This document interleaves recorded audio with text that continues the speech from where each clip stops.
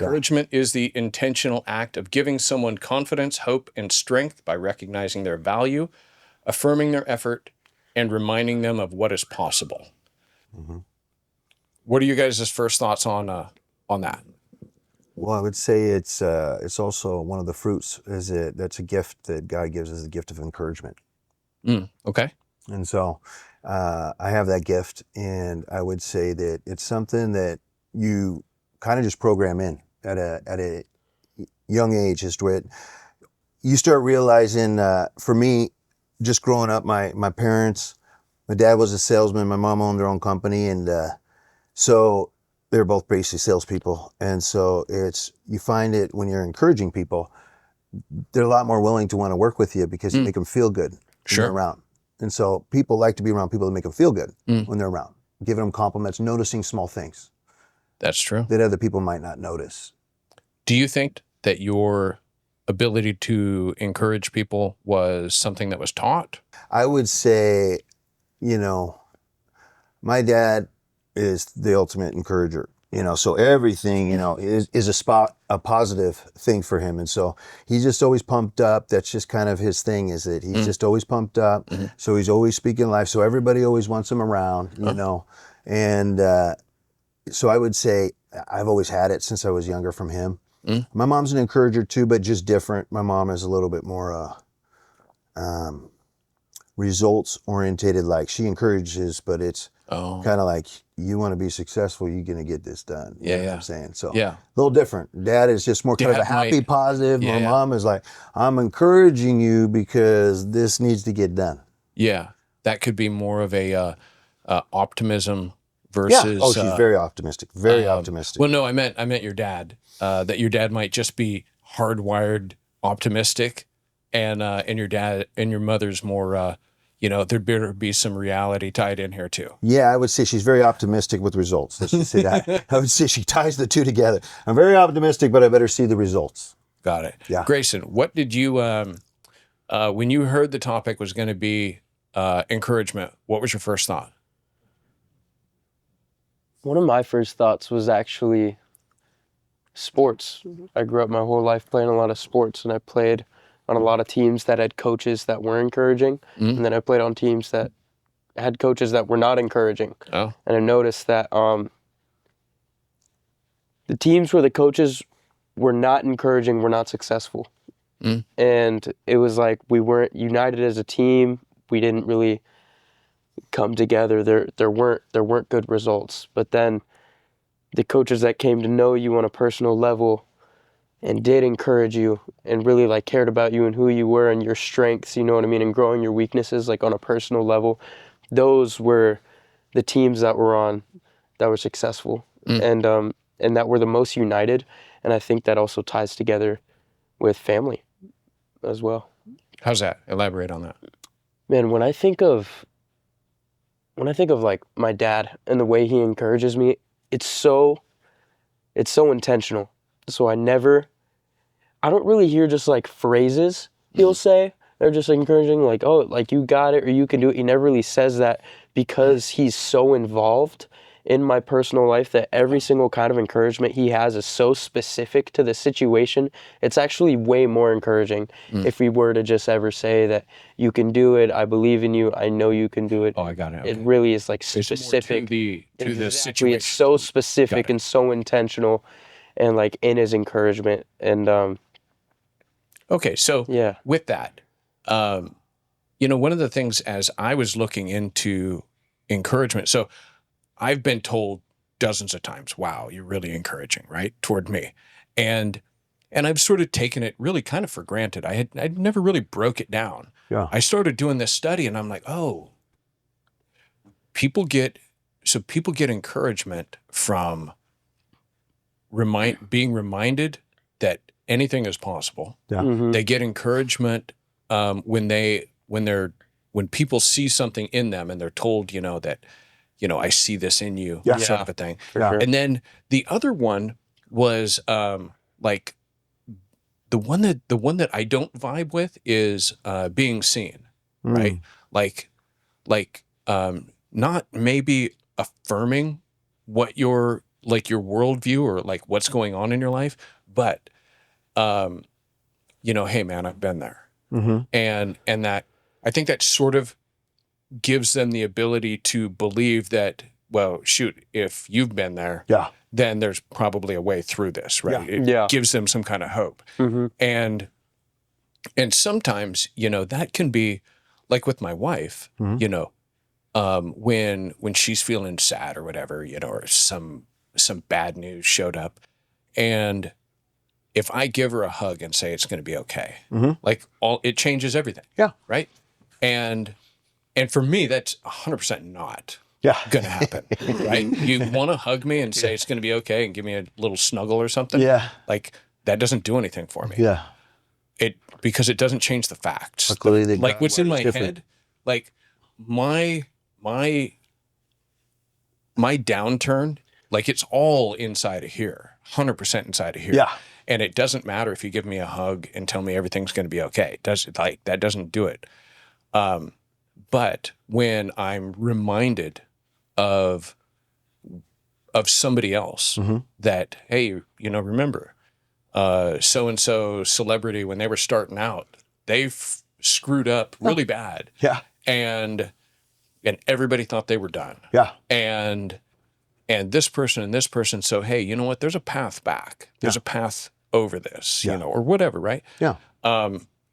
But I think this is the only thing that I think that I would, that really needs to be in here is a reference to God.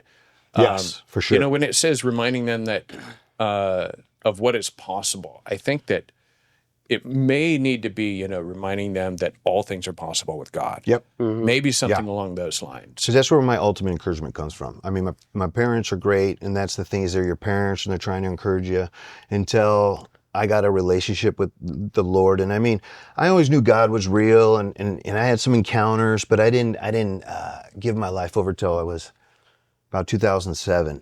Now, are your parents born again? Yeah, they're born again now. Were they? No, we didn't grow. We didn't grow up in the church at all. So I went to private schools, but they were just optimistic people. Yeah. Oh. Yeah, like they believed in God, but we never went to church or anything like that. And so I went to like a private schools. I went to a Catholic private school. I went to a Seventh-day Adventist private school because where we live. So they always in their mind, well, if you go in the private schools, they're better. And isn't that? It's such a weird idea. The idea that you could look around and you could say there's definitely a God, and then not pursue him. Yeah.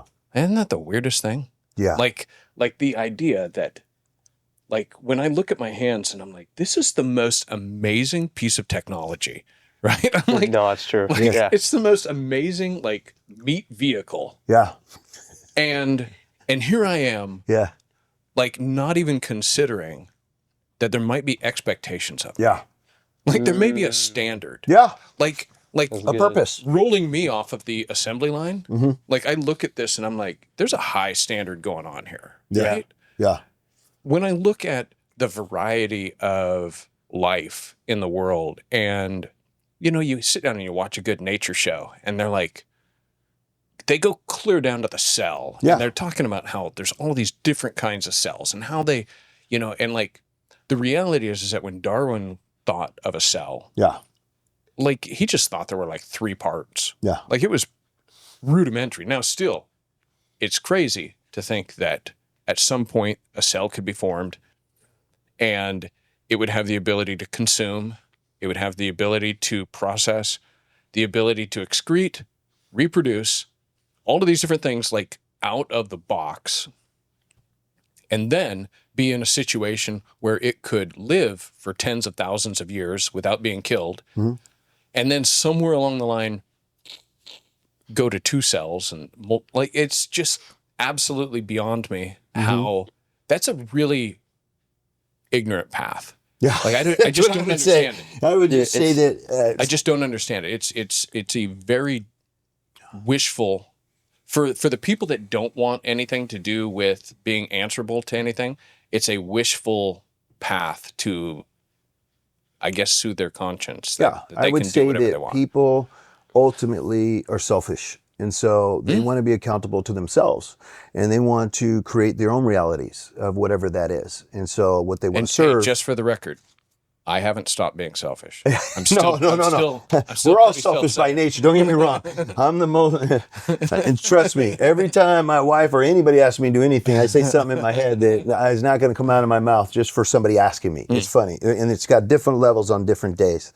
But yeah, it's one of those things as you get to know God, and that's where my ultimate encouragement comes from. So like, I have a daily discipline, because for me, it's like your daily discipline is going to determine your destiny, your destination. Okay. And so I get up usually about 4:30, and I start out praying. I literally roll out of bed onto my knees, and I just start praying right there to invite God in. And then I'll go and I have my own office. There's a prayer room. There's different places, and then I just invite God in, and I have devotionals, and I read the Bible, and I listen to worship music, and I pray, and he honestly, I connect with him because I have to get out of my own way.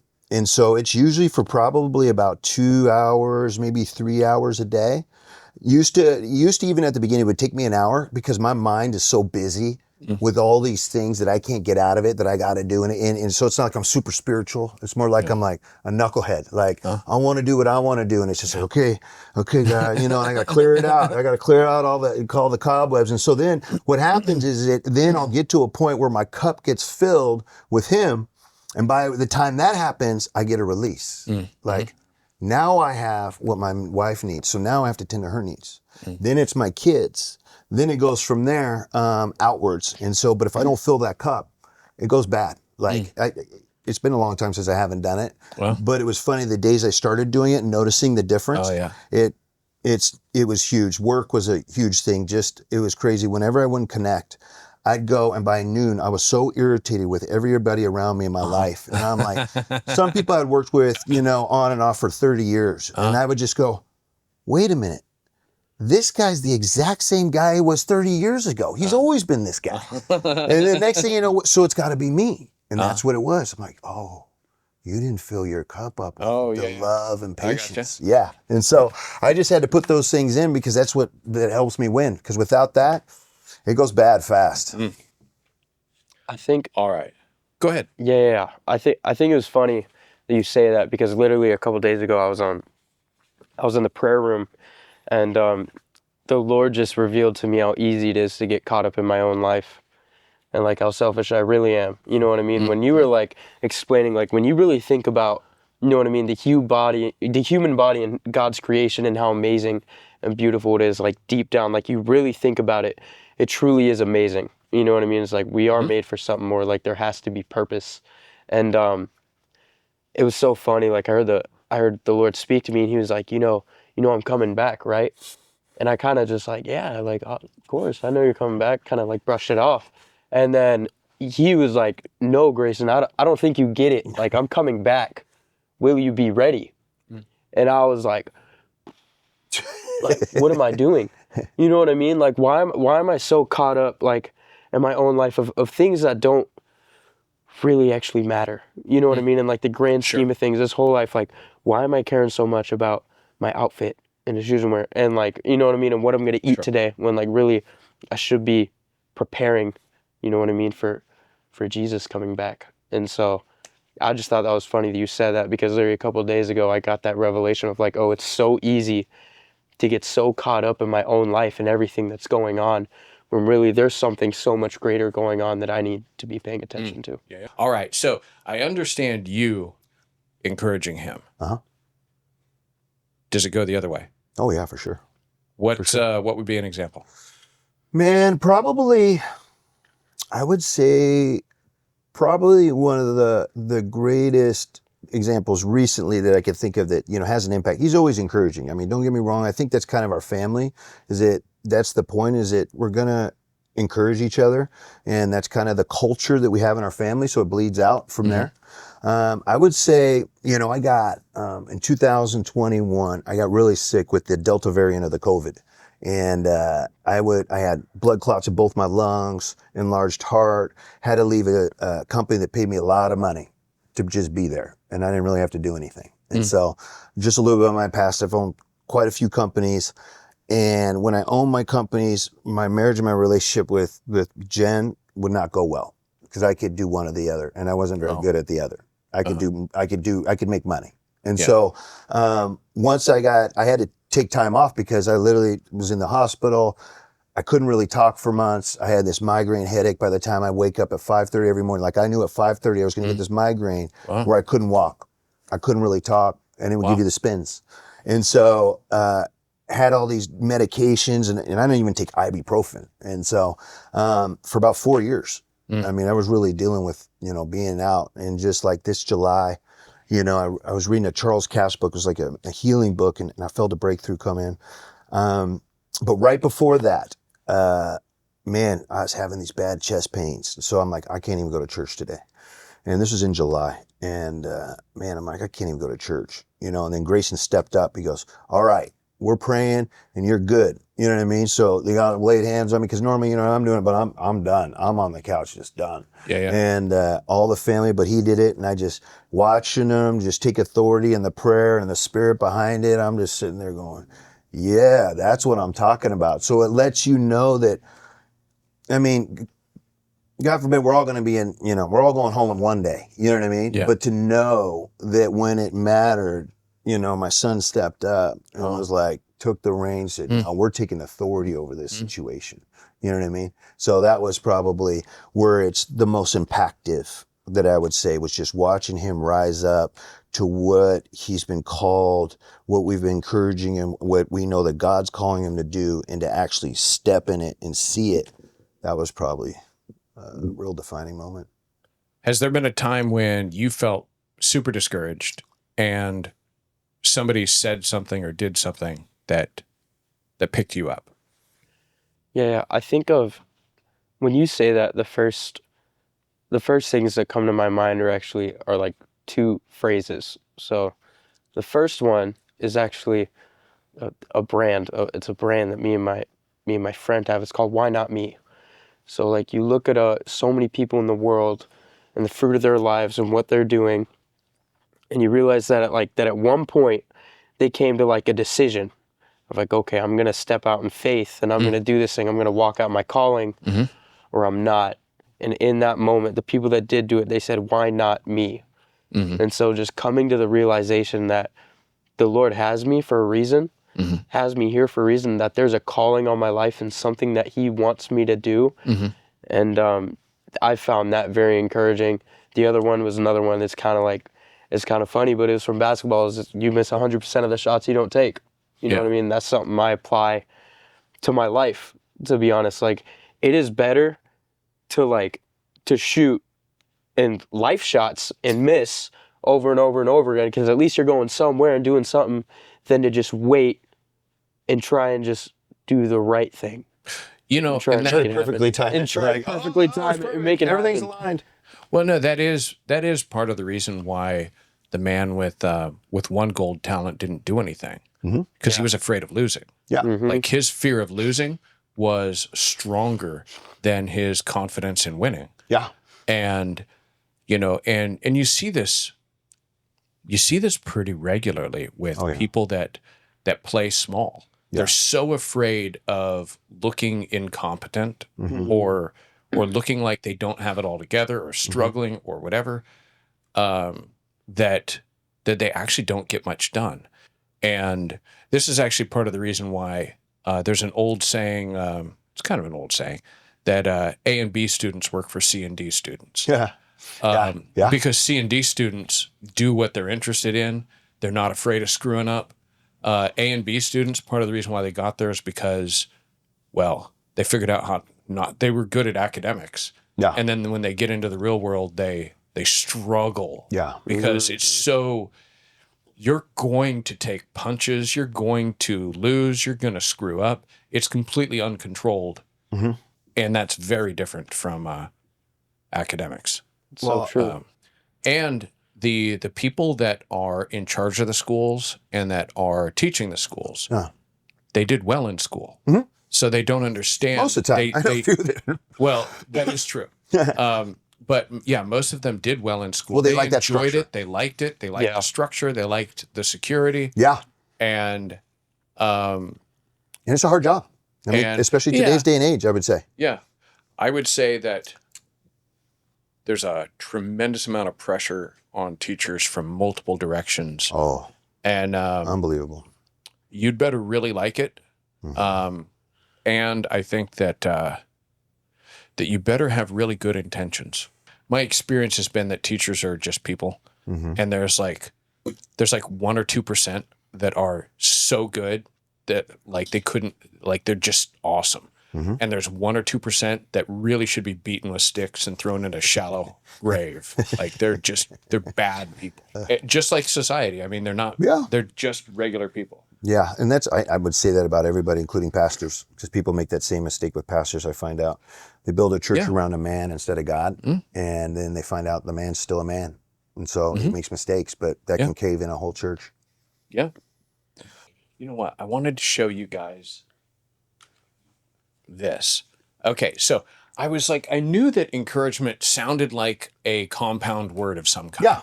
And then I was like super blown away. So the prefix is to cause or to put into. The root is heart, spirit, or inner strength.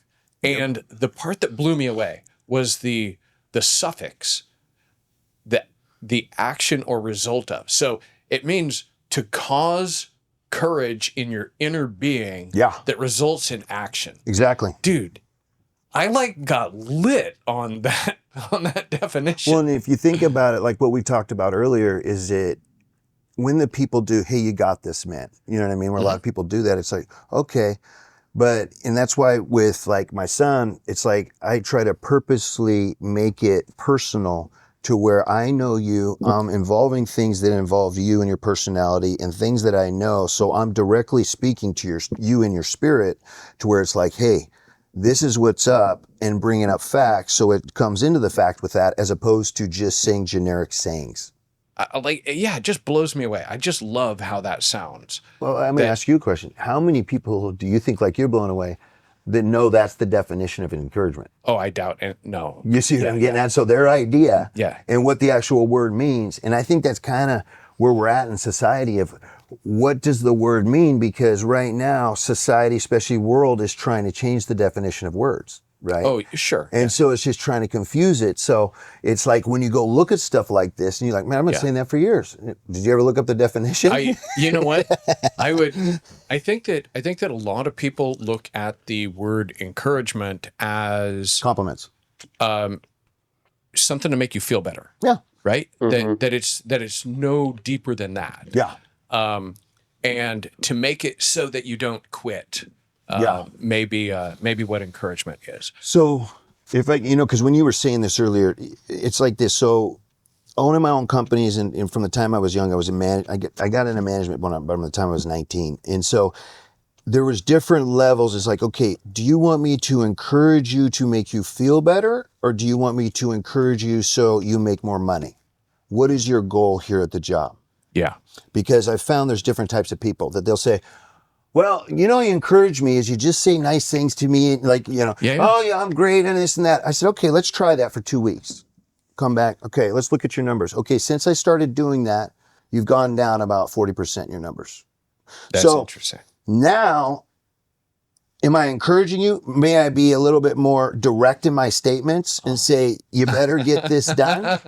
And then at the end, you're about 100% more efficient and you have the paycheck to give your wife and your kids. So you tell me at the end of the day, what encourages you more? Me making you feel good about, subpar work, or me pushing you that you may not like it because it's uncomfortable, but your end result is what you came here for to begin with. That's what he does to me.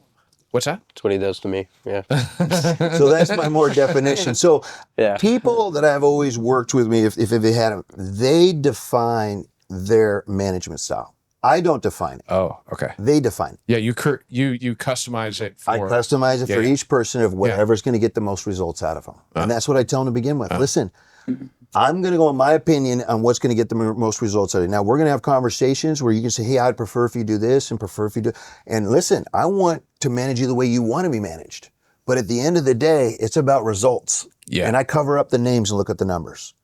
Oh. So at the end of the day, this shows your stats. A meritocracy. Yeah. We're not, it's like when we're at work, we're not friends. You know what I mean? It's like, hey, I love you and I wish you the best, but I'm here first for my family and to take care of them and in turn to take care of everybody else's family. But at the end of the day, I got to cover up the names and look at the numbers. And that was one of my old bosses said, hey, you're one of my favorites. But if I cover up the names and you're at the bottom here, you're getting cut. You're my third favorite now. Yeah. It's just and it's in running something like that. And I've always been in, I believe in meritocracy. I believe, earning things on your own merit. That's the only way. I mean, that's how America, has thrived. It's like, hey, there's no limit. Yeah. All right, let me kick it over to the next one. Okay, Hebrews 10:24. Let us consider how we may spur one another on toward love and good deeds. That word spur. There you go. Like, that word spur really jumped out at me. And I was like, wait a second. What's a spur? Like, well, yeah. No, that's also true. Yeah. I was gonna reference in the book of Acts where Jesus says to Paul on the road when he opens his eye, why do you kick against the goads? Yeah. And when somebody explained to me what a goad was, I was like, oh, wow, look at that. Like, it's a sharp tool for directing traffic with animals. Which that's also what a spur is. It's the same thing with the Cowboys. Is when the horse wasn't doing what it's supposed to do, you give him a nice little spur. Yeah. And now they're gonna listen. Yeah, in the tender spot there. But with this one here, though, I'm looking at this and spurring each other on toward love and good deeds is going to, like, part of that just speaks to me about encouragement. How we may encourage one another toward love and good deeds. Yeah. And I think that sometimes one of the things that I love about what we're doing with the podcast here is that you can see on the wall, I got 7 words. When I get done with those 7 words, we're going back to the top. Yeah. And we're going to start doing clarity and then rhythm and then encouragement and go through the whole thing. So each one of the thumbnails on the podcast are color coded according to what topic we're talking about. And then they're all going to be in playlists. So if you want to go like really deep down a rabbit hole, you can just go to the playlist and hit play. Yeah.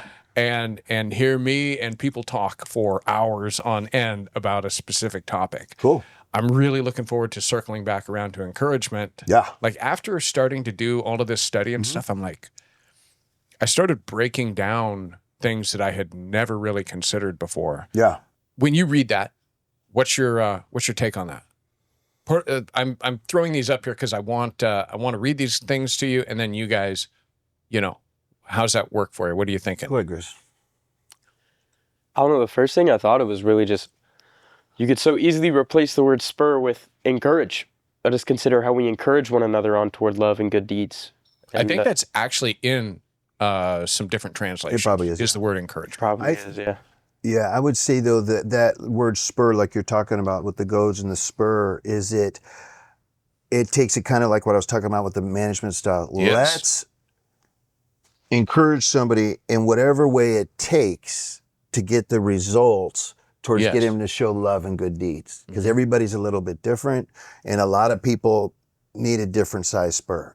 Let's just say. I mean, honestly, I don't see how you can beat people into acts of love and good deeds. I've worked at places where they're like, yeah, we're not really into morale. Yeah. Right? We're not really into morale. Oh, that's a good one. That's a good one. We're not into it. Well, I'll show you a place like that, and I'll show you one that is not going to make it. So one of the things that I got actually from one of the bosses originally that I had, that was one of the regional vice president, he comes down and he's looking at it, and he's this Icelandic guy, and he's like 6'4", and he's just built. On the circuit and stuff, and he's just got this Icelandic, just chiseled face. Harsh features. He goes, if you're not selling anything, it's your attitude. Yeah. It's like, and if it's not your attitude, it's your attitude. And that was it. You know what I mean? And it stuck, and I was just like, man. Because it's true. If you do not have the right attitude towards things, especially when you're in sales and you want to encourage or spur somebody to make a decision, then you're not going to get the results that you want, because it's all based upon, you're going to put out what you want to get back, right? Just like in the Bible, right? Given will be given to you, right? Whether it's money, whether it's compliments, whether it's putting people down, it's going to come back. And so with, spurring it on, it's like, there's people, for an example, I get what you're saying. It's like, no, I'm not talking about beating somebody, but it's talking about like, well, what's going on? Oh, I just don't feel good. Okay. Let me give you a great example of one. So Dodie Osteen, okay. She was diagnosed with it was like liver, something stage 4 cancer. I just remember, hearing this one time, a long time ago, probably like 15 years ago. And they're like, you got 3 weeks to live. And so they were like, the doctor's like, there's no chance, you're done. And then the doctor's like, yeah, you're done. And she's like, no, I'm not. So she literally opened up a prayer drive-through window and said, come for healing prayer. And people just drove through, and she did it all day long. And within a few months, totally gone. Wow. But that spurred her, you know what I'm saying? So it's one of those things that if people aren't feeling loved, if they're not feeling like doing stuff like that, once you get them to understand the end result of what you want, what is it that you want? Mm-hmm. How do you want to feel at the end of the day? Yeah. You know what I mean? It's like, well, I want to feel loved. I want to feel this. Yeah. Perfect. So if it says it, if you believe in the Bible, right? Maybe if you don't, you can, it's like the secret, right? That they did that, which is really just taking the Bible and say, don't use God, and they're just called the universe juice, Yeah. But it's like, put out where you want to, you know what I mean? Whatever you want. They changed it so many different ways. But the point, it's all from the Bible. So you go, okay, so if you want to feel encouraged, you want to feel loved, you want to feel like you matter, wouldn't it be better to go out and give that? So then that's what's coming back to you. Because where you're sitting right now, do you feel that? Yeah. You know what I'm saying? And so that's a way to spur them by meeting them where they're at to say, if you want this, you can get it. And I'm not telling you have to do it. You can see, you look like you're having a great time. Okay. You know what I mean? So, but if you want to change something, because here's the thing, you can always go back to doing what you're doing. It doesn't work out. That's how Pastor Glenn got me in church to, just do everything that they're talking about. Like, I've always been a giver, but, I never considered the tithe because I never I always had kind of a rebel spirit. Don't tell me I have to do something. Because if you tell me if I have to do it, I don't want to do it. You know what I mean? Yeah. So I'd rather either give over, maybe if I just said get over. So he's like, give me a year of your life and it'll change your life. And he says, and you know what? If it doesn't, you can always go back. Well, I've never gone back. You know what I mean? Sounds very, very Glenn Johnson. Yeah, it was. And so. Yeah. What I thought of when reading the phrase, let us consider how we may spur one another on toward love and good deeds. One of the things I thought of was why. Like, why should I be considering, you know what I mean, how I'm spurring other people into love and good deeds? And what I thought of was actually my dad. The way he has gotten so involved in, he's never afraid to ask me, the hard and real questions, you know what I mean, to get to the root of, hey, you're not going to get anything past me.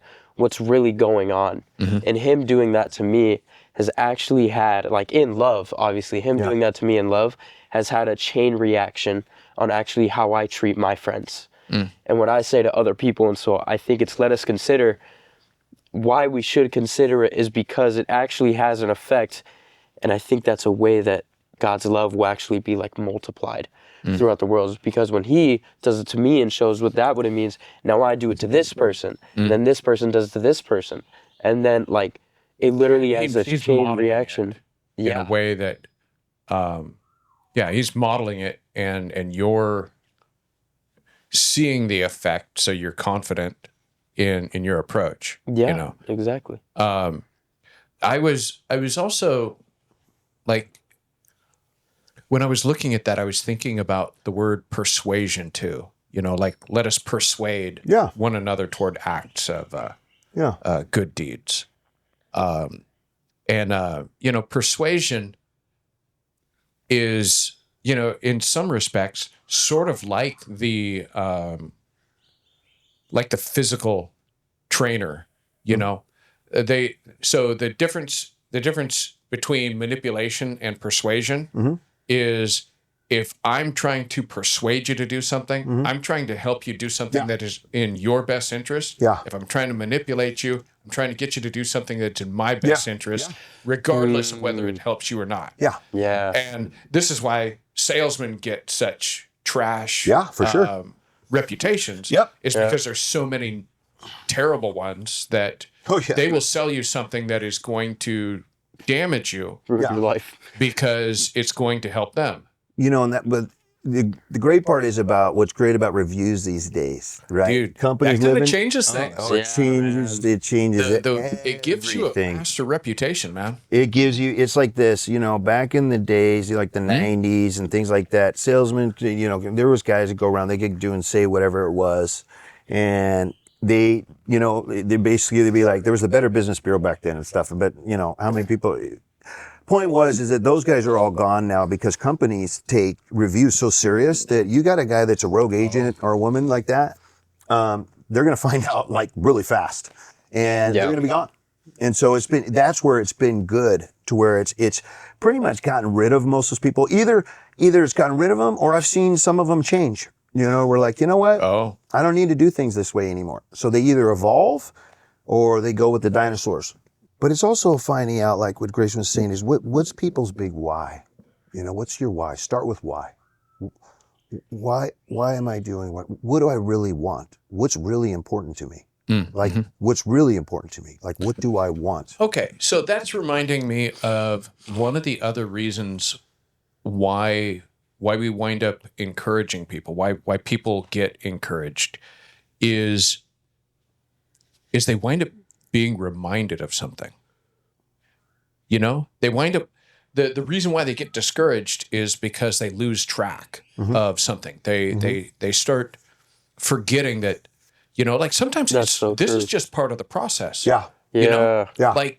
Like before you can be good, you got to suck. It doesn't even make sense for you to start out good. No, it actually messes you up most of the time. With my experience with salespeople, it happens that way. That was my greatest concern with Morgan, because her first sale where she rolled out a course, she did 28 grand in 1 month. Yeah. And I was like, no.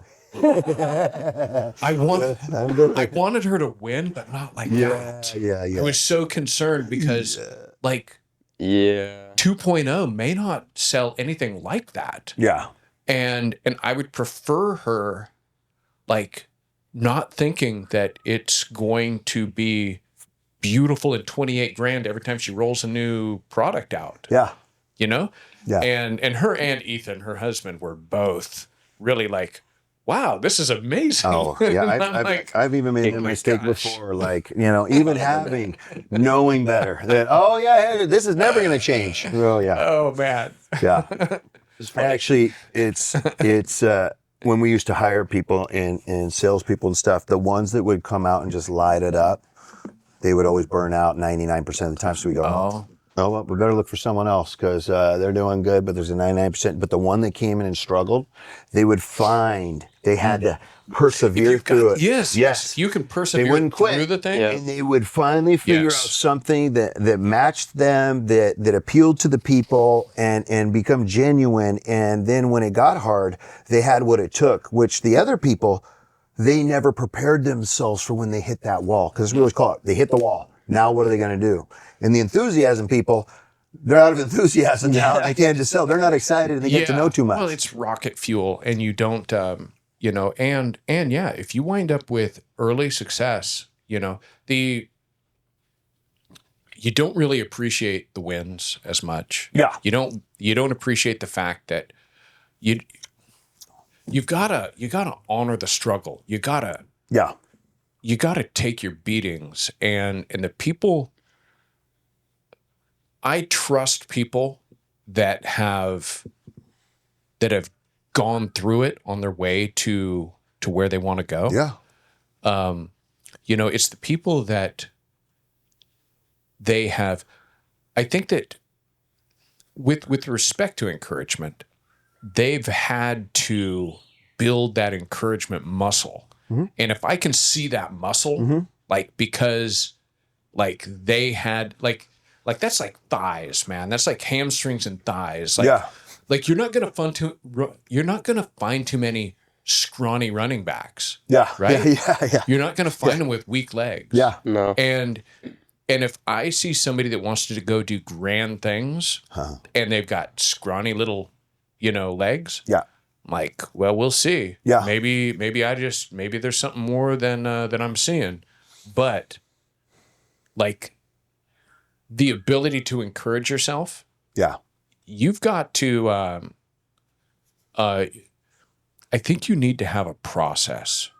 Yeah, for sure. I think discipline. That, like, it's really a discipline. It's kind of like a discipline. Like kind of like, we were downstairs. You had written down, are all of these things done, right? That's a discipline that I'm going to check all these things. It's just like me meeting with God in the morning is a discipline because he gives me the encouragement, like your root word, spirit, encourage, right? He encourages me that what are my goals for this day? And what I've learned with God is it's, his principles don't change. So just like with the Israelites for the 40 years, he gave them manna good for that day. Other than the day the Sabbath was going, they could collect it for 2 days. But if people tried to hoard it, it would go rotten and stink because it was only for 1 day. He hasn't changed. People change, but he wants you to meet up with him every day. Want manna that they can jar and pickle and put on the shelf. And not only that, but I can't tell you how many times, because what I do for my living is basically, I own a blockchain solutions company. I'm a consultant. There's a bunch of different things I got my hands in. And then the reality is that I don't know exactly, I don't have a paycheck. I don't get a paycheck. You know what I mean? So I don't know where the next money's coming from. And so I have to connect with the Lord, and he'll tell me the move a lot of times to make for that day. And the funniest part is on Monday, he'll say, make this trade on this crypto or this based on this news or something like that. And it does really good. And I didn't ask on Tuesday. I just assumed it was so good. And I might lose more than I made the day before. And then I go, oh, what happened? He goes, that was good for yesterday. Yeah. I wouldn't have told you to do that today, which is good because for me, man, if I get off track, I'm a runner and I'll run so far off track so fast that I need God to knock me out. Like, hey, knock me out, knock me down. So I wake up, oh my gosh, I'm going the wrong way, And so that's the biggest thing. But the people that haven't gone through the struggle, so I'll give you an example. What I would do just from what I've learned in my life is like, so being a blockchain, I see a lot of crypto, companies and blockchain solutions and all these things. And a few years ago, I got in about 2018. 2021, it was just booming. I mean, almost everything was just, millionaires would just be made all the time for nothing on some dumb coin. And I owned a truckload of miners. Oh, did you? Oh, dude. I had a bunch of miners. Yeah, cool. I threw them in the garbage about a year ago because they were no longer worth anything. Because the power was, it wouldn't do the thing. And so even in the Pacific Northwest. Yeah. And once China got involved and stuff, it just took the money out of it. The more you got, the less it was. But see, I was in the DeFi space. So in the DeFi, which is decentralized finance, it's like the Wild West. I mean, there was no regulations. There's no rules. There's guys out there trying to scam. I mean, and you're connected to the world. I mean, you're talking to guys in Asia, Australia. And so you'd have these guys with these projects. And what I would do is say, okay, because if I invest in projects, I invest a lot of money. So if somebody got me to, I'd put a lot in. And so I'd say, okay, if you want me to invest, are we done? No.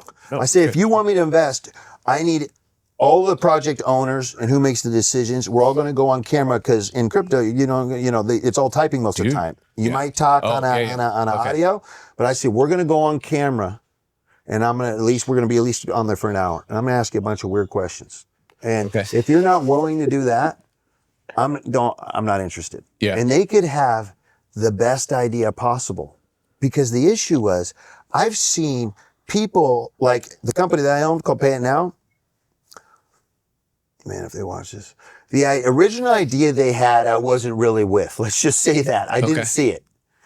But when I met them, like Craig and Jit is what I learned in that space, because I lost, millions of dollars at a time and made it and done it. But you learn a lot by doing that, just like you're talking about. The king of the wilderness. You learn how to duck. Oh my gosh, where am I going?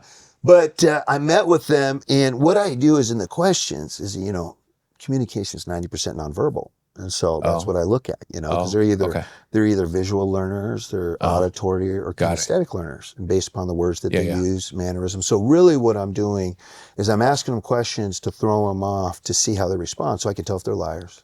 I can tell if they have confidence. I can tell, do they believe in what they're doing? Because they can say it, but I can find out, do they truly believe that they can do it, right? Now, are they convinced? Am I convinced that they can do it?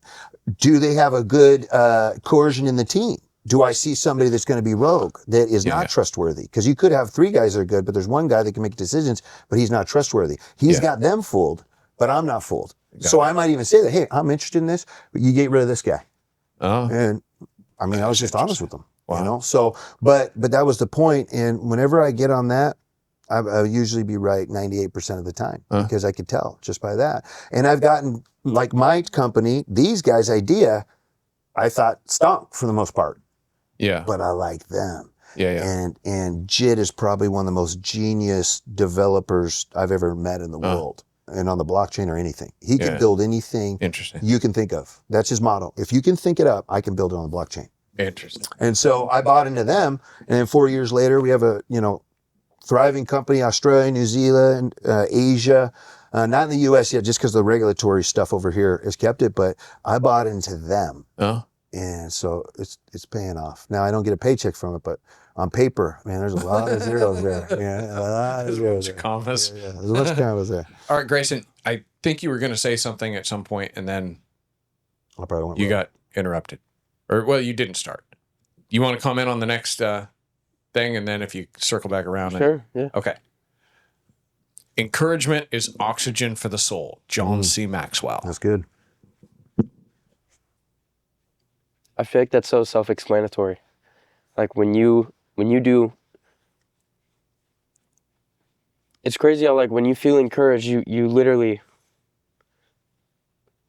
you feel like you can do it. Like you can do it. Mm-hmm. You know what I mean? Like I think of, I don't know why, just like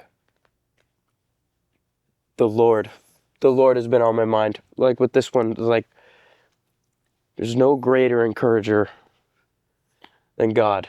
And it is literally like what gets me going. You know what I mean? And it's like when my parents and my family and my friends and people encourage me, it's great. But when I go and I hear from the Lord and I read the word and I see God telling me that I can do all things through Christ who strengthens, like I can do all things through Christ, through him who strengthens me.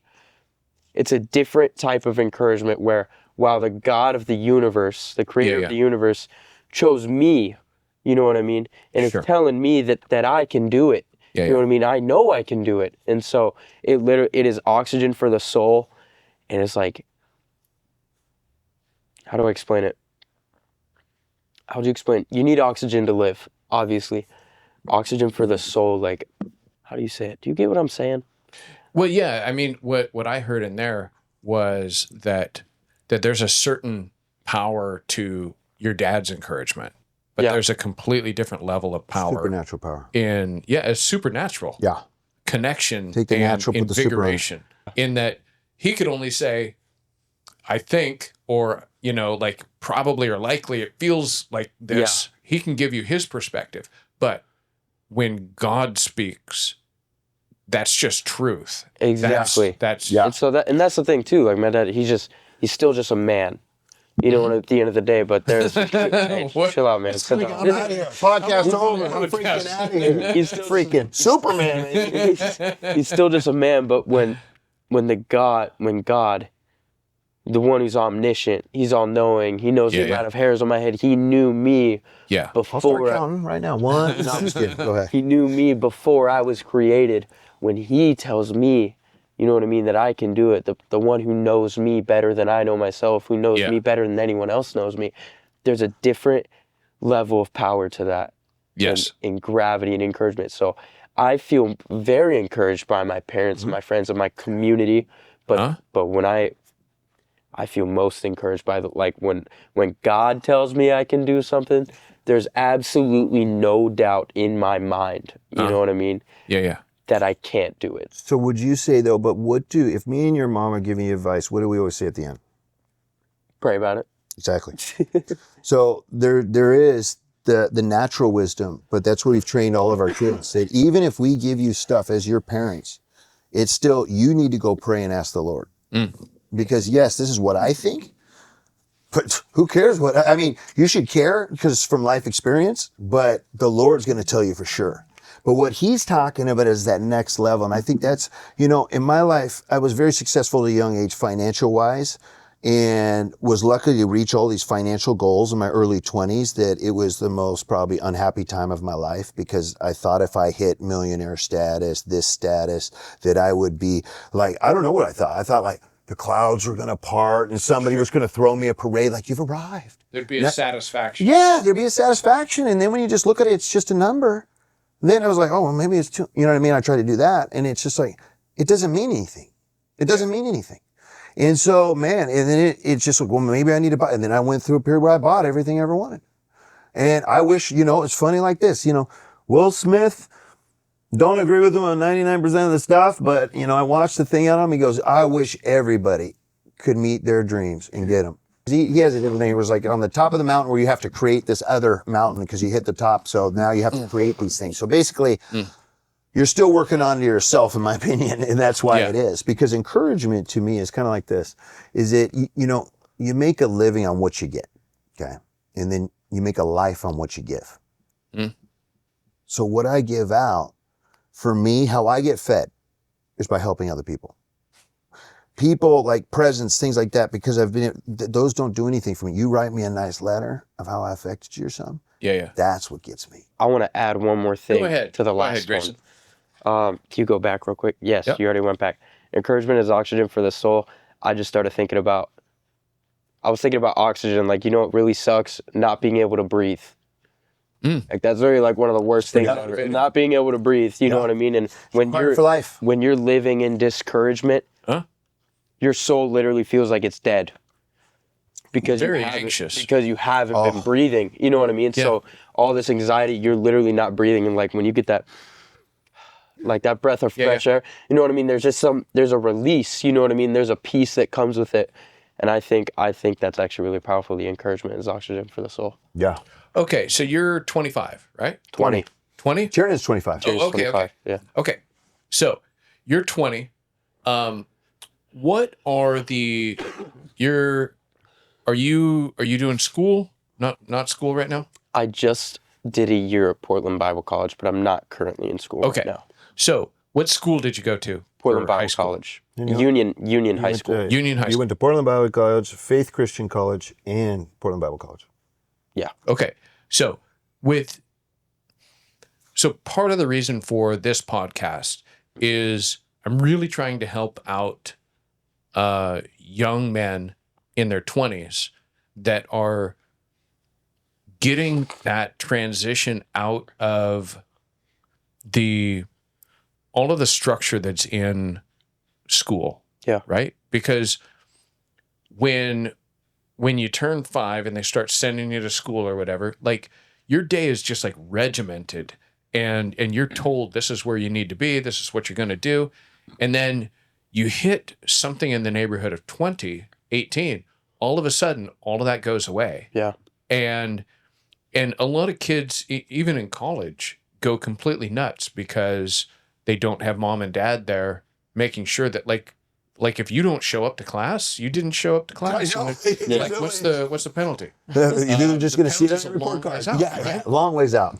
And so I'm trying to make something that I wish that I had when I was in my 20s, trying to figure life out. Because when you get out of school, it takes a little while to figure out that you were lied to for years and you had well-intentioned teachers that were telling you rumors about what it's like out there. Yeah. Because their life, they went to elementary school and then they went all the way through high school, then they went to college, and then they went back into school. Yeah. Right? Yeah. And so they don't know what it's like to be out there. So they're reporting rumors of, hey, I hear that if you keep your head down and you do what you're told, you're going to win. So start practicing now and just be good little boys and girls, right? Which, I mean, there's a place for that. I mean, I want all of my employees to keep their heads down and do good work and not, sass or anything like that. Right? That's funny. But I think that in some degree they can build good employees with that model. But there's a lot of people that were at Union that were discouraged, right? what would you say were the things that, you know, the I'm not asking you to be, you know, the psychologist or psychiatrist or whatever, right? But I'm sure that you had some kind of a feel, the things that the kids were talking about that were, you know, needing encouragement, that were down and sad, like they were thinking a certain thing, they were looking at the world a certain way. What would you say? What's the first thing that's coming to mind as I'm talking about this? Who are you hanging out with? Oh, okay. That is the first thing that comes to my mind. Like, your 5 closest friends are what is going to be, or what's going to determine your future.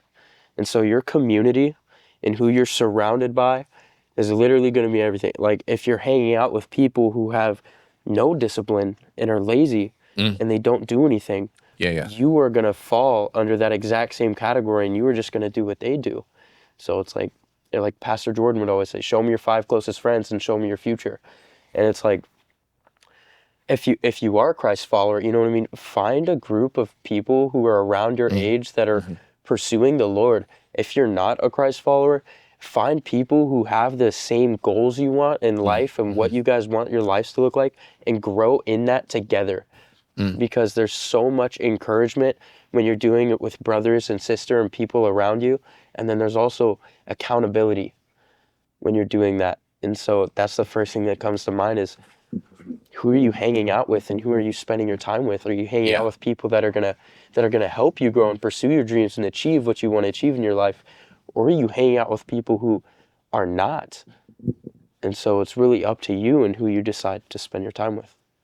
Yeah, so when people change friend groups, that can affect them pretty dramatically, up or down. Yeah, definitely. We see it all the time. Yeah. You know, actually, you kind of got me to thinking so when I got saved, I think I was 18. And I was on a path where I honestly didn't think that I was going to live to see 25. I was in and out of jail doing drugs, and just havoc, right? And I think to some degree, my friends were actually quite relieved when I got saved. Yeah. Even though they didn't follow, they were like, I was the scariest of the bunch, right? I was the one that would drink the hardest and cause the most chaos. Yeah. And I'd wake up in weird places, and not knowing what you did. I'm like, why? Whose blood is this? Yes. Right? Yeah. And so I get saved, and I knew that I couldn't hang out with them anymore. I knew that I had to go find new friends. And so it's funny because, like, I joined a church, right? Didn't know anybody there. I joined this church. I knew that I needed friends.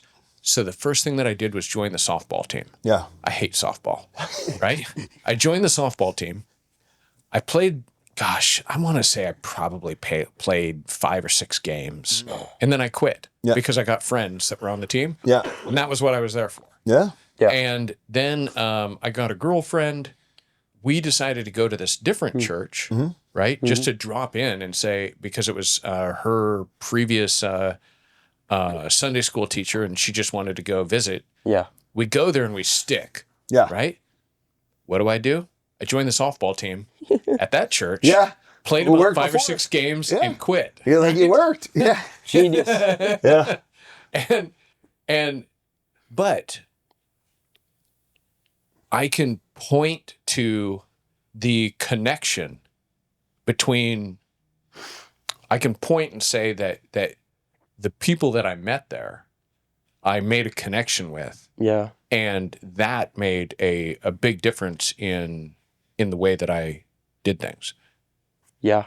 There was, I remember going into high school, like, I had a lot of friends and I had a whole, like, friend group and everything. And everything was great, but honestly, they just started, like, still love all those guys, obviously. They just started going a different way, you know what I mean, with their life and what they were doing, and just, you know, and just partying, you know what I mean? And I just saw the fruit of that life from a young age, from with my parents. And that's awesome. And what that did. That's awesome. Hey, you know what? And I will tell you what. There may be moments in your life, I hope it doesn't happen, where you say, man, my testimony is kind of boring. Right? Yeah. But your dad doesn't want you to have a different testimony. Yeah. Like that, I came to the Lord early. That's the testimony I want for my kids, not in and out of jail, waking up covered with blood. Yeah. And sure, it's radical and exciting. You know, it's like an action movie, but nobody wants to live the action movie. Yeah. I'm good with watching the D-Day invasion. I wouldn't want to have been there though. Yeah. Right. And yeah, I mean, like having that testimony where I never got into a whole bunch of trouble, that would be way better. So like, don't ever look at your There's going to be a day when you see a whole bunch of people line up and they start giving radical saved testimonies. Yours is the better one. It's true. It's so true. It's actually something I struggle with today. You know what I mean? Where I'm like, dude, the things that you struggle with aren't what he struggled with. I know, and aren't that's what I struggled with. Oh no, 100%. And that's what's honestly like tough sometimes. I'm like, oh man, it's like, man, I wish my testimony is more powerful. And then I'm like, no, I don't. You know what I mean? Your testimony is actually, if you really put the big scheme of things, it's way more powerful because it's so much easier to get caught up in those worldly things and to have it go bad and then go, man, this is bad. You know what I mean? And go the other way. Yeah. Than to trust the people around you to say, don't go this way because, especially as a young man, you have a rebel spirit. You just get to a point in time that, you know what, I'm different. And I don't care what happened to you. The rules. I don't care what happened to you. Yeah, that's good. It ain't going to apply to me. You know what I'm saying? And so for the wisdom for you to actually go, you know what? I'm going to trust my parents, the people around me, that this is bad. And I'm not going to. So to me, that is 1,000 times better testimony than mine because mine does have a lot of pain that went through it. I hurt a lot of people. I did a lot of things. Now, it does help in situations because I've pretty much been through majority of situations people can think of. And so whenever they say, because there are situations, especially if it comes to addiction or something like that, and people try to go help somebody, oh man, what can I do to help you? And they're like, oh, you know, how long have you been sober for? Or there's whatever. definitely people that I can help that you may not be able to help. Yeah. Right? Because like you said, if you haven't done it, how are you going to help me? Honestly, we both know what it's like to have nearly killed somebody, right? I still, every once in a while, even though we're talking like better than 30 years ago, in my mind, it's not like I initiated the thought, but all of a sudden in my mind, I'm dozing off to sleep or something, and in my head, I go back to that point where I almost killed somebody. And what would that have been like? And like my imagination gets weird. Like I don't know, I don't think that that's going away. I think that it's probably going to be around for the balance of my life. So all of that stuff that you didn't do, that action movie stuff, like your testimony is better. My kid's testimony is better than my testimony. Yeah. So even just elaborate though, but his isn't boring. So that's kind of the difference. So I'm getting that vibe. I'm getting that vibe. because from him, he's literally always heard from the Lord, like he's audibly heard from him. And that's just, you ask most Christians, they've never audibly heard it. You know what I mean? And so for some people it's weird, but from him since a young age, basically how we started going to church, like when we committed, because we were kind of in and out.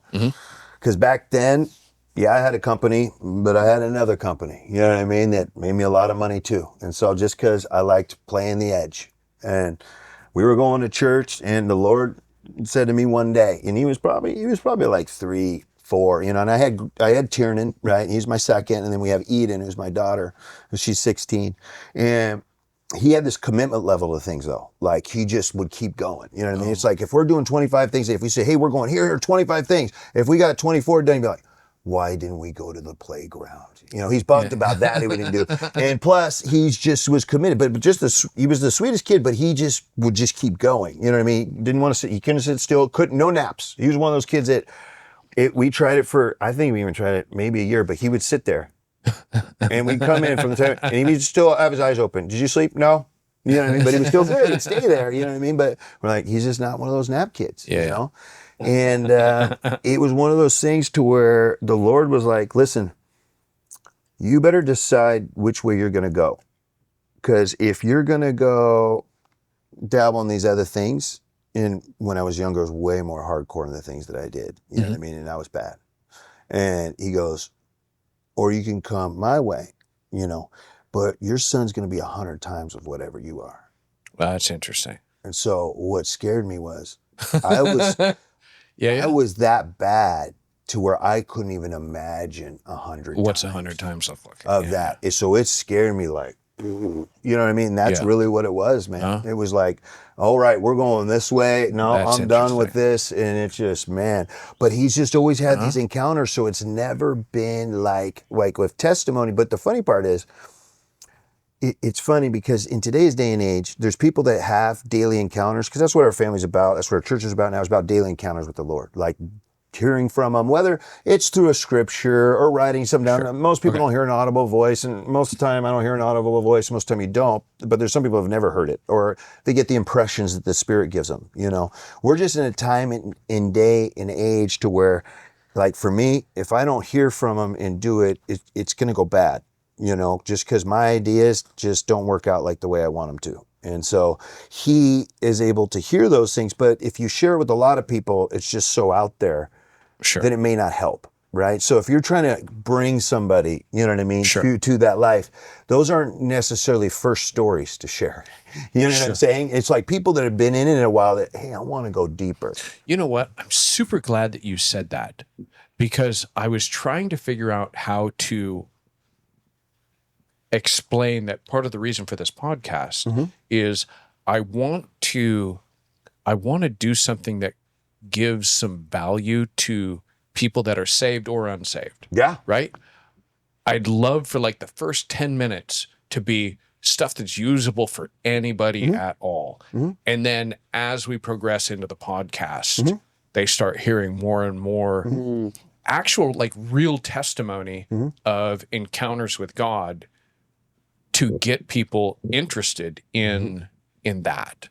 Here we go. Winston Churchill: success is not final, failure is not fatal. It is the courage to continue that counts. Success is not final, failure is not fatal.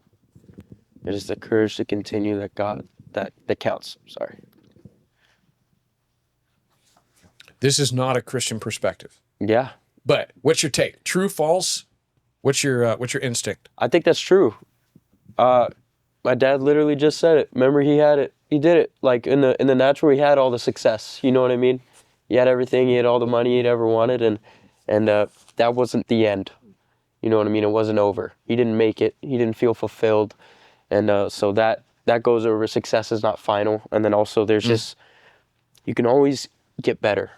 You can always do more. So just because you're successful doesn't mean it's over. You know what I mean? In your walk with life, and then you just stop growing right then and there. And then failure is not fatal. The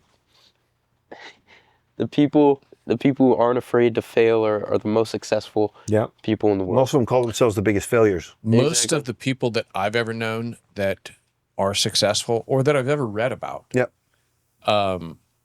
have a graveyard of bad things. You know, most people, what do they say? 9 out of 10 businesses fail in the first couple of years. Well, you know, and then the famous one's Colonel Sanders, right? 3,000 restaurants before one of them said yes to Kentucky Fried Chicken. I mean, could you imagine that? I didn't even know there's 3. You know what I mean? Think about that. 3,000. I heard a guy say one time that, you know, it's 9 out of 10 fail in the first year. Of those that survive, 9 out of 10 of those fail in the next couple of years, right? So getting to year 3 is a huge thing, right?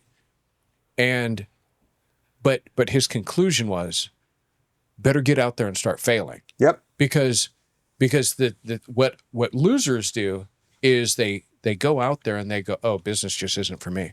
But but the guy that goes out there and starts that second business, it's not the same guy that started the first one. No, they've got a bunch of lessons that they picked up, and the guy that went out there and started the third one and the fourth one, you start getting a sense that, hey, you know what? Even if this doesn't work out, you know, one of these is going to catch. What I like is I'm not going to do 40 bad ideas in a row. What I like is what one guy said is he said, I've never failed. I just figured out that's another way not to do it.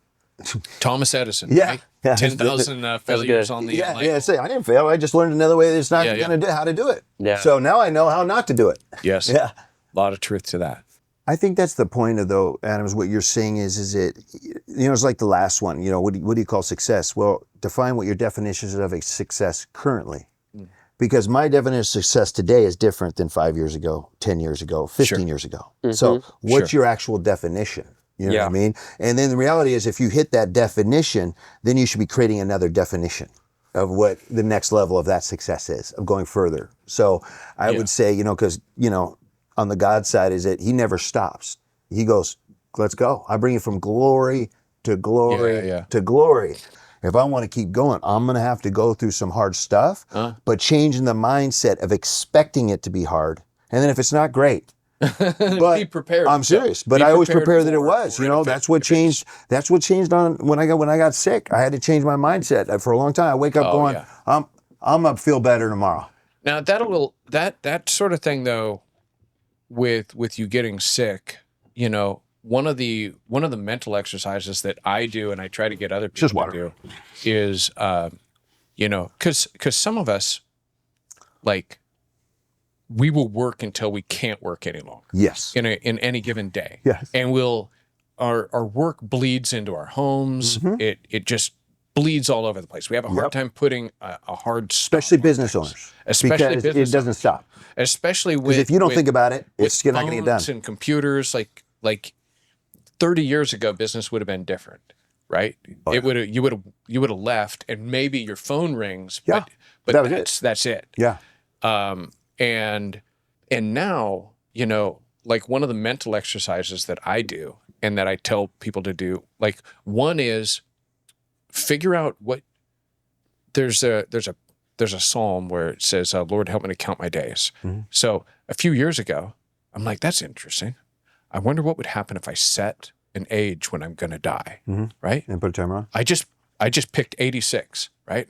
And it really got me to thinking, what do I want my health to be like in my 80s? Like, what do I want my health to be like in the 70s? Like, it really got a real me to achievable goal. thinking, like, how am I going to get here? What do I want to look like? Yeah. And I started, like, that's when I started taking my health a little more seriously. I started thinking about a bunch of different things.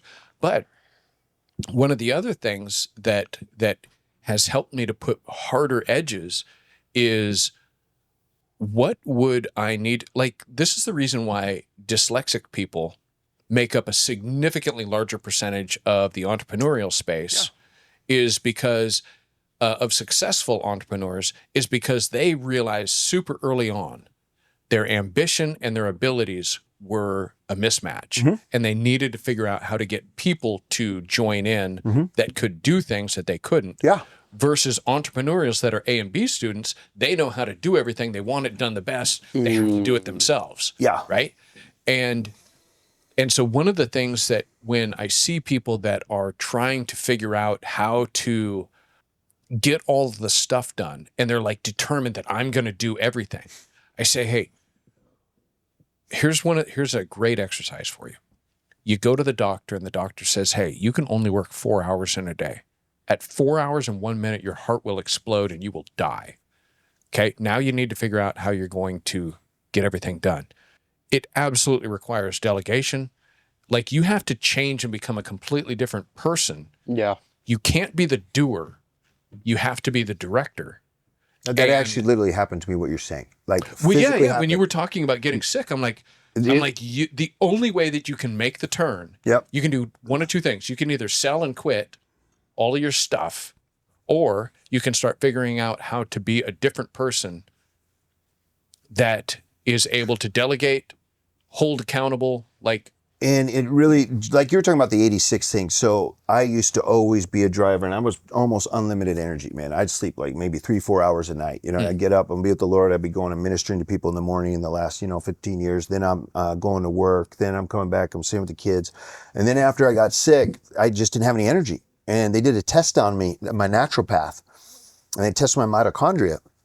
And they said, your body has 20% of the energy you used to have. That's all it makes. Wow. And she goes, and here's the thing. It's 20% period. Mental or physical? So I said, so I get 20%? No. Total. So you can either decide to go do physical exercise. How much of that 20% you want to use with physical exercise? So you had to start conserving. Well, then here's how it goes. So it's not like so what would someone like you and me do? I'm just going to blow through that. Dude, yeah, I don't So care. here's what happens. In that scenario, Dude. he was there. You know what I mean? In that scenario, here's what happens. Your mind can will you through it. But now you are literally pulling energy from your vital organs that is literally can kill you. Yeah. Because if you pull enough, it will make something die on the inside of you because your will pushed you past. Yeah.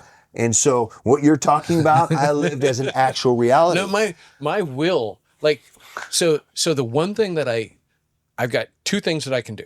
I can run my mouth. Yeah. And I can work disgustingly long hours. Yeah. I can work gruelingly, like I can crank out 12s and 14s. Like I did that for years and years and years. Never really thought anything of it. Yeah. Right. And then somewhere in my late 40s, I hit this moment where I think I strung together like 3 14-hour days in a row. And I woke up feeling like I was concussed. Like I could hardly put a freaking sentence together. Yeah. Yeah. Like I'm That's like, exactly, I'm like my words are in the wrong order. Yeah. I couldn't even type. Yeah. Right. I'm like, No, I'm I like, get I'm it. typing and I'm like looking at what's coming across the screen. And I'm like, that isn't what I'm wanting to type at all. Yeah. Right. And I had to change. Yep. I was in a sense cheating. Yeah. Right. I was leveraging something On the back end. I was leveraging something almost like the bully. It's on like the you were taking the playground that's nitrous. like, look at how big I am, you know, and they leverage that to get what they want. Yeah. I was able to do, because I only sleep, like even now, a regular night's sleep, according to my Fitbit, a regular night's sleep is something in the neighborhood of 4.5 to 5.5 hours of sleep. If I sleep a really, really long night, like if I sleep beyond 6.5, You're tired. I'm foggy. Yeah. There's a sweet spot. I can't go more than 6.5, and I'm very grateful for that. But at the same time, if I take that other 19 hours of my day, 18 hours of my day, and I pack it, and I'm never like refreshing myself, that's when I get into trouble. I think you want to say something. No, it was crazy, like with him, because like back in the day, like it was true, like he just had strength and just willpower. And there was just nothing he couldn't get through. And then when he got sick, it was literally like physical limits. And if he had a limit, and if he went past it, even a little bit, he would literally be like a potato for like 3 days. Wow. To where you would talk to him. I'd be talking to him, and he wouldn't even hear what I was saying. Sometimes, like, I would ask him a question, and then literally 4 minutes later, he would go, "What?" Like, it was crazy. And it's scary for your wife, right? Oh, because she's only seen like the guy with unlimited energy, and like that's the way that it was for my wife. My wife like really started to be the goalie, and was really like, hey, you can't do this. Yeah. My wife took over. I mean, like my wife, Jennifer, honestly, and I'm not saying this, I would be dead if it wasn't for her because she is my goalie, because I would still push past anyway. Dude, you know what I mean? So my wife taps me out. Yeah. So what happened for a lot of years. Subbing out some wisdom. Oh, she always would sub out. And that's the thing is that she, like, luckily with her relationship with God, like she got her power, but she was able to step in and God gave her power because basically I was like one of the kids, if not worse. You know what I mean? Because I couldn't think, I couldn't talk. My wife just stepped in and I just had to trust her because it was crazy if I'd hit that limit, like, because to add context, so it was like basically when the Delta variant just started coming out, and like 5 guys in my doctor's office got it at the same time. And 2 were older, 2 were younger than me. And I was the only one with blood clots and large heart, had to go to the ER, like I'm the only one to do a ventilator. None of those guys had it. They all died. I'm the only one that lived out of the 5. Wow. And my doctor was like, if I lined you up with 100 doctors, they would have picked you to die. You shouldn't be here because you were the worst. These guys didn't have any of the symptoms you had. And he didn't believe in God. You know, he went to a Catholic school, but now he believes in God because I'd always be going in and going. He goes, I know God's real now. Because after I kind of got through the woods where I'm not going to maybe die any minute, he finally went to the wife. Like one day he was like, check it out. I can't believe you made it. You know what I mean? You know, and when he did it, then my wife just broke down because then she was able to let down her guard. But because he never, you know, like, oh no, we're going to, you didn't have the, man, you know, he finally got real. Like, I don't know how you made it, man, but I believe in God now. You know what I mean? And so, but yeah, I would say with my wife, and she'd have just a little touch. She just, you know what I mean? Like I'd be talking or something, and it'd just be a little touch, and I'd be like, okay. Because I'd start to get symptoms, like my eyes would start to go a little weird. My speech, I would sound like I was drunk. I'd go, yeah. I mean, this is crazy stuff. No, so there was a day when I came into the shop at 3 a.m. and I start working on a project, and I'd got to bed at like 10 o'clock at night, something like that, right? And somewhere about 3:30, I see this cat run down the hallway. And then I'm like, there's no cat. Yeah. Right? And I'm like, oh man, crap. Yeah. I need to finish this job and go home. Yeah. Right? Yeah. But like your spirit, but that's the one thing I've learned. So here's what that taught me though, is that your time is valuable. And how are you spending it? You know what I mean? And I would say that, so our whole family's priority is God first, and then it's my wife second, my kids third, you know, ministry, work, everything else. Yeah. And as I live in that, I get the power, and God provides the other things that I need. But it's one of those things to where it's not about the money anymore. And if I ever get off track, God will remind me. He's like, are we chasing after millions again? I thought you were way past it. Are we chasing after souls, or are we chasing after money? You choose. Yeah. And then that's where he gave me a phrase. He says, well, I was sitting there when I was doing a bunch of ministry stuff before I got sick. Like my wife's like, hey, can we call a time out for a second? I mean, we're marriage counselors this night. We're doing home groups this night. You're doing this. She goes, can we call a time out for a minute? I'm like, what are you talking about? We're in the Holy Spirit. We need to help people now. And then when I, went down, I started, when I tried to just do some things, I remember I was doing right before that, I was doing some good things. And God spoke to me, and he's like, in the corner, and I'm helping somebody. He goes, listen, as soon as you're tired of doing good things and you want to do some God things, let me know. Oh, that's fun. Yeah. And that's just, and then it got to the point where I could only do God things. So I literally got put on the bench for like 2 years because my day literally was without going out and helping people. That's what I like doing. No, you're not the first that I've heard where basically a guy gets benched and learns the lesson of God's not in a hurry, and that... And I don't have to perform. Yeah. There's probably some very specific to you things that that you learned in that time. All right, Grayson, believe you can, and you're halfway there. Believe you can, and you're halfway there. Yeah. Honestly, I feel like that's so much of the battle. You know what I mean? If you believe you can, then you probably try. Exactly. Right? If you believe you can't, and then if you get to work, then then you can potentially see that, hey, you know what? That's true. When somebody says you can, I don't know. Are you familiar with the history of the 4-minute mile? A little that was bit. One where nobody thought that it could be done. Yeah, like it was impossible. It was physically impossible. And then one guy Roger Bannister. Yeah, Roger Bannister. And then one guy did it. And then in the following weeks, tons of people did it. And but the only one that you remember is Roger Bannister. Mm-hmm. Nobody remembers who did it second, third, fourth, whatever. Yeah. And so once people believed that they could, people did. Mm-hmm. And it was just the belief that was the only real difference. It wasn't that new shoes were rolled out or he didn't even have good shoes. If I remember, what I read. He didn't even have good shoes. You know what I mean? Didn't even have good shoes. Yeah. I wonder how far. I wonder like how far you can go if you truly believe that like you can do anything.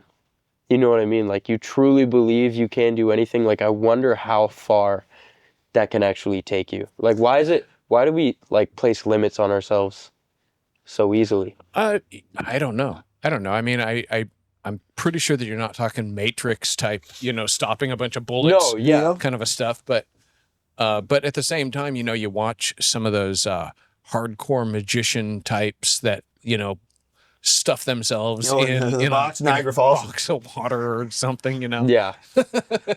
And yeah, I mean, you're like, wow, that's amazing.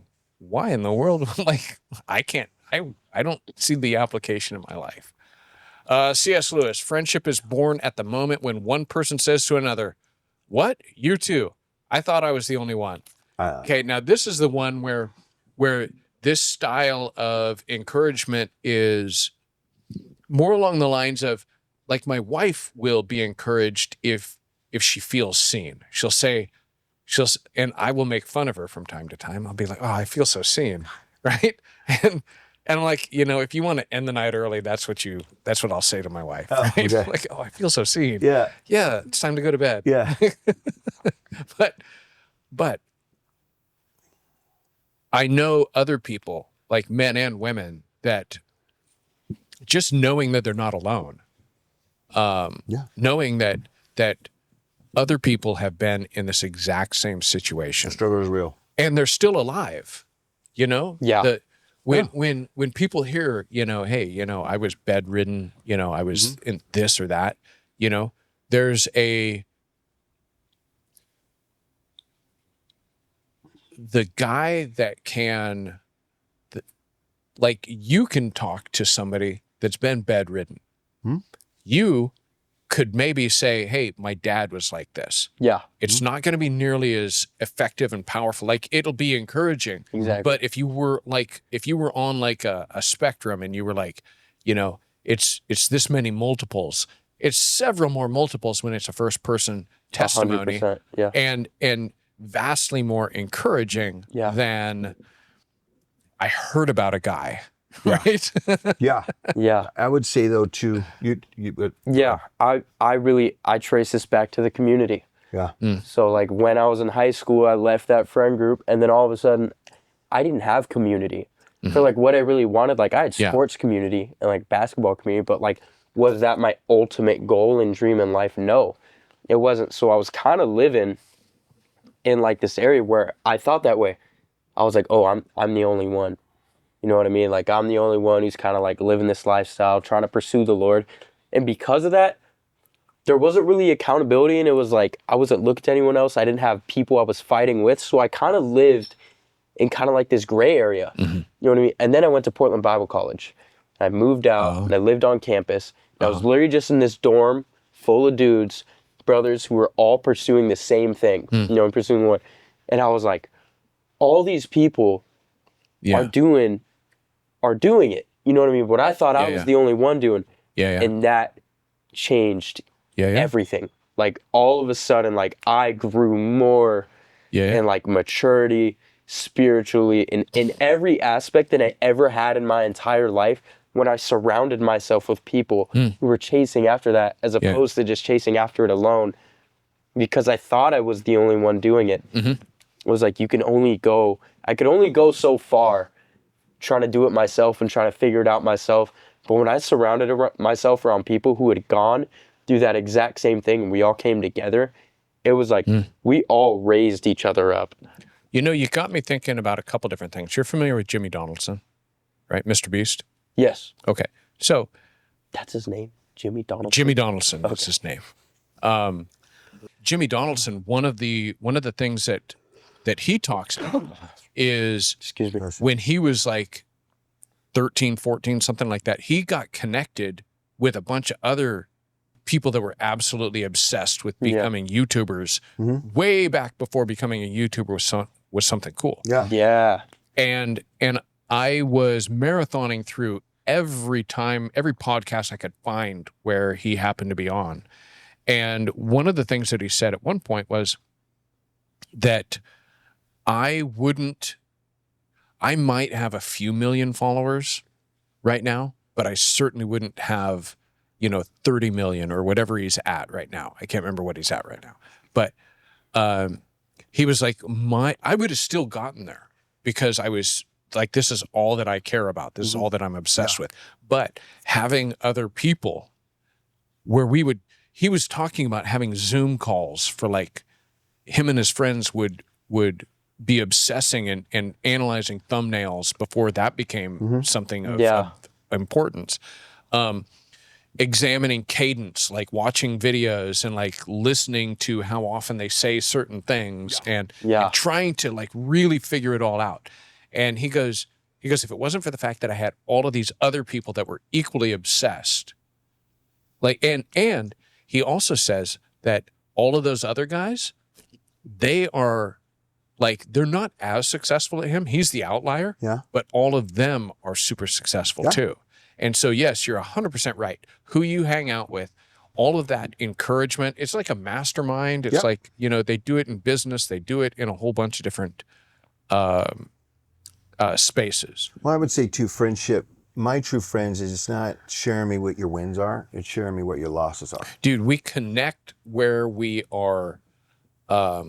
We connect at our greatest weaknesses, not at our greatest strengths. The people that never pull down the veil, and you never. I don't trust them. Gosh, like, unfortunately, in the church space, there's been a few churches that I've gone to where the pastor puts on this air. Dude, it's all holy, it's all good. And I go, everything's. What are you hiding, man? Yeah, like that's how I look at him. Like, what are you hiding? And I left. You know what I mean? And so I'm in that too in the church. Like I knew it. It's the worst. It's unauthentic.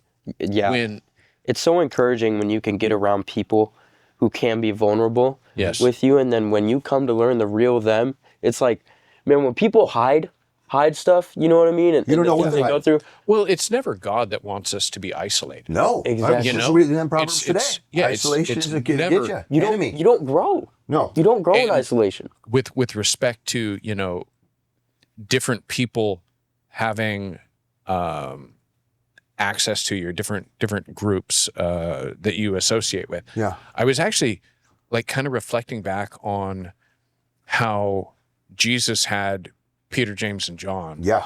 That he routinely pulled off to the side. Like he had 12, and then he had these 3. Those were his 3. And those 3 went on to do, you know, well, it was the ones more cool stuff that had the faith. That's why, because they didn't have the doubting. So whenever he was raising somebody from the dead or doing a mighty miracle, they aligned up with them. So basically, their belief system was where he needed it to be. Because you remember when he went in his own town, he said he could do no mighty things because they didn't believe in him, right? So are you thinking that he pulled them along because they added?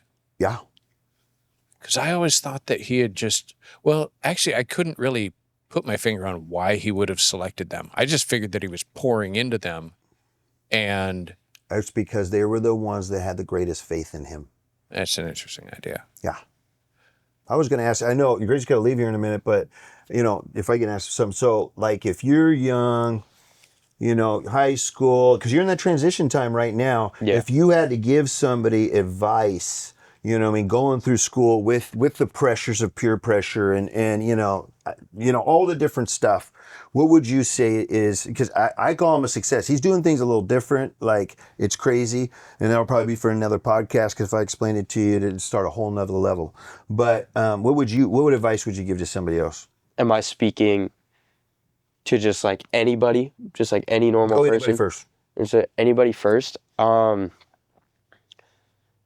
I would just ask them the question of like, I would ask them, what do you want? I mean, what do you want in life? What do you want your life to look like? Mm-hmm. And if the things you are doing right now are not contributing to that, then drop it. Mm.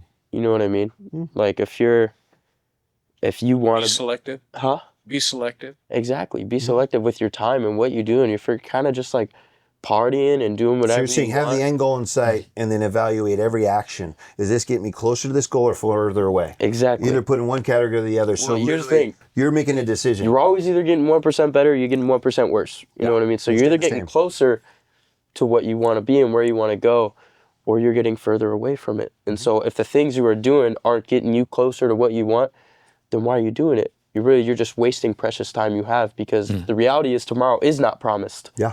You know what I mean? And that's just the truth. And so, man, I heard a college basketball player talking about it. It's like so many people just go their entire life just wishing, oh, I wish I would have done this. I wish I would have done that. I wish I would have done. Like the best time to plant a tree was 20 years ago. Let's just be honest. But the next best time is now. Right now. Yeah. You know, and that's just the truth. And so, yeah, that's what I would say. Okay, so what would you say to someone who's a Christian? Ask me the question again. So for someone your age, how would you say to get on track the fastest? What keeps you on track? what accountabilities, what daily disciplines would you put in place or suggest somebody to put in place to have them hit their goals, or to draw inspiration from, whatever you think has been successful for you? God created us to be in personal relationship with him. And if you're not doing that, you're not in his will.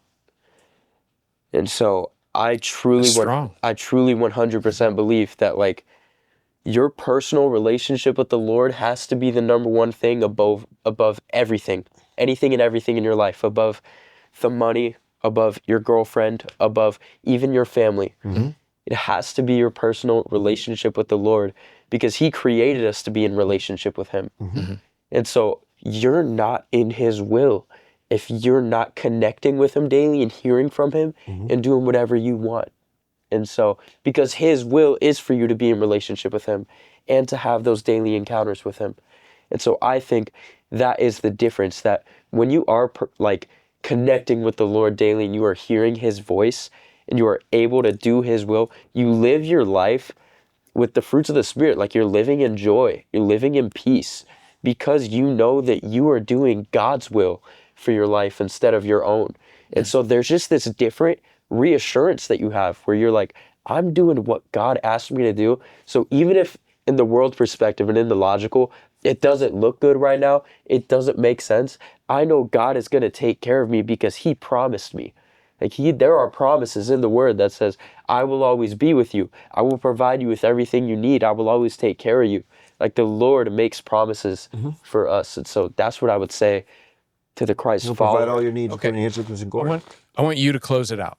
Okay. So why is it that there are that so many people are actually just not interested in God, in religion, in that? Why do you think that is? You can go by it. Well, Why they're not what I interested? want is, I want you to answer this, right? And then I want you to look into that camera and say something to the person that is in this situation that you're about to describe.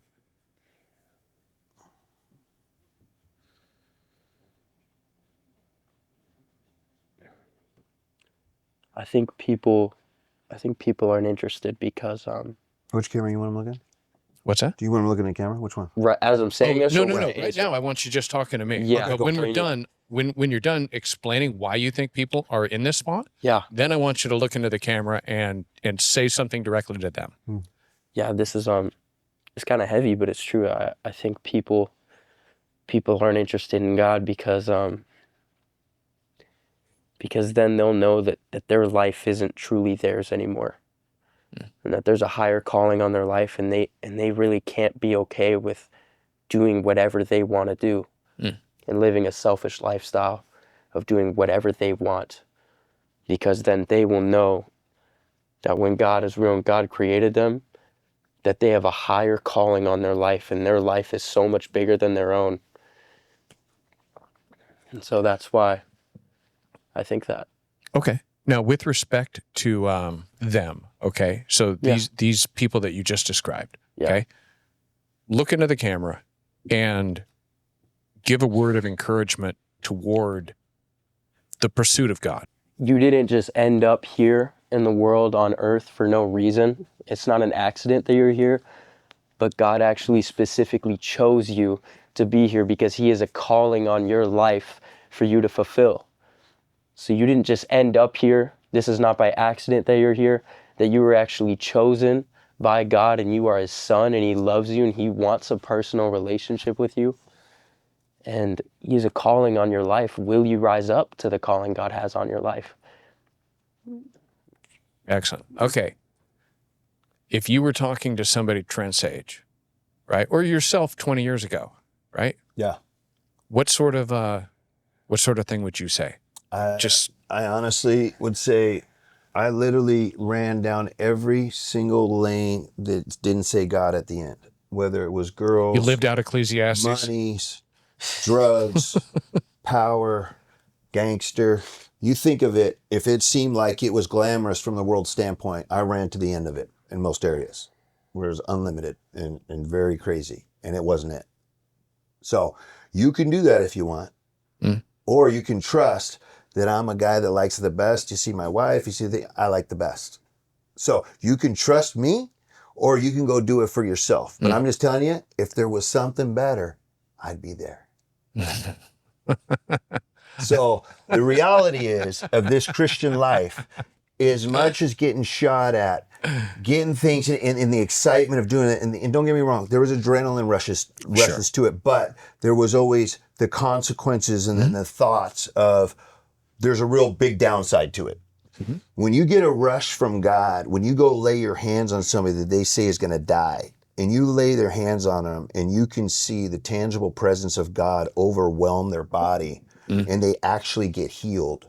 And the doctors come in and say, we can't explain what happened, but they should be dead yesterday. And now 2 days later, we're sending them home. Yeah. Then I would say no excitement that I've been in the world. And I've been the guy that goes, drops 100 G's a night and had the whole place. You know what I mean? So I've done all that. I've done all the things that, like, I watched all these movies when I was a kid. I'm going to go do all that stuff just because it looks fun. Right? And you do it, and who cares? You know what I mean? But that is one of those things. When you see the miraculous power of God, there's actually nothing more exciting, honestly. I've done the other stuff, and that stuff always leaves you empty. That fills you up because you're like, how much more is there? So it's right. It's tight to believe. How much more is there? That's where I'm at. Well, if this guy's healed, now what about raising somebody from the dead? Well, Grayson's been able to see that. So he was one of the guys that was able to go. This girl I hadn't talked to in a long time, let's just say she was an alternative lifestyle that involved dancing. Okay. I hadn't heard from her for like 15 years. Oh. She saw a few Facebook posts. She's like, I'm in the hospital, just had a baby, and they say he's dead. I need you to come down here. Wow. I'm like, now it's funny, I was in Bible college at the time, right? And I was praying, God, send me somebody to help. It is the call I get, right? I'm talking about someone that hurt toe or something. You know what I mean? So I go to Pastor Jerry, I'm like, listen, man, I need your help. We got to go down to the hospital, man. This lady, you're equipped. You go. I'm not equipped for this. So we go down there. Grayson didn't go the first time, man, but I went down with Tiernan, my oldest, and Jen. And we go in there and we start praying. And that's what it is. The baby basically said suffocated. They were only keeping him alive on life support to donate because they had no brainwaves. So like he's dead. And so the oxygen kept going up, like his body wasn't accepting it, right? And so the head of the hospital came in. I'm not going to say the hospital because I don't want to get in trouble. Said, you need to pull the plug because you're being selfish right now. This baby's dead. Wow. And as soon as this oxygen level, I can do it anyway. So you can save yourself a few days or a week, whatever. But this baby's dead. And so we went and started praying. They're like, don't touch the baby. And like, they were looking at me from glass, like 5 nurses, like just staring at me like we were crazy, crazy religious people. Yeah. Go lay hands on the baby. I could see this darkness, but trying to come in, but I knew the baby was alive. I could sense the spirit was there. And so my wife and Tiernan were praying over the baby, and I talked to the mom for a while. About a week later, just me and Gracie go down. He's only like 11, right? Man, we walk in there, and he just walks right up to the baby, starts praying over him and stuff. And I start talking to the mom, and it goes like 45 minutes. I'm like, okay, hey. He's like, I'm not done praying yet, Dad. And he writes the scripture on the wall out of his head. Writes these scriptures, right? And then I'm like, so when we leave, I'm like, hey, what's up? What's going on? How's he doing? She goes, oh, he's going to live, Dad. Don't worry. God told me he's good. And then he's like, can we get some ice cream or something? You know what I mean? What do you mean? Tell me more. You know what I'm saying? Yeah. Needless to say, it was a 6-month window of all of a sudden that oxygen started to come in, then this, he was going to be retarded, never be able to move, to where he was a fully functioning baby that he just had to have hearing aids because the mom stopped at that. Like literally we would get a report, we would put the word over the report. Get a report, put the word over the report. His name was Baby Abel, by the way. Okay. But actually from death, clinically dead for, I don't even know, weeks, to fully living. Wow. Mm-hmm. I gotta go to this meeting. Yeah, I was gonna say, let's wrap this up. Yes, before I leave, I want to say one more thing. Okay. Along with what I was saying, what a joy it is to follow the Lord. You know what I mean? To be with him and to live in his will, to know that he is with you and he is speaking to you and he has your back. Like, it is not a burden, but it is joy. And I've never felt more fulfilled in my entire life than when following the Lord. And so it doesn't suck. Like, is it hard sometimes? Yeah, but the hard things are the good things. And that's just the truth. And so what a joy it is, and how fulfilling is it? And I've never been in a place where I've had more peace and more joy in my life than when I am pursuing the Lord. And I know my dad could say the exact same thing 100%. about his life. Amen. Amen. All right. You know, you guys wouldn't be the first two that I had to kick out of here. Yeah. That they didn't miss an appointment.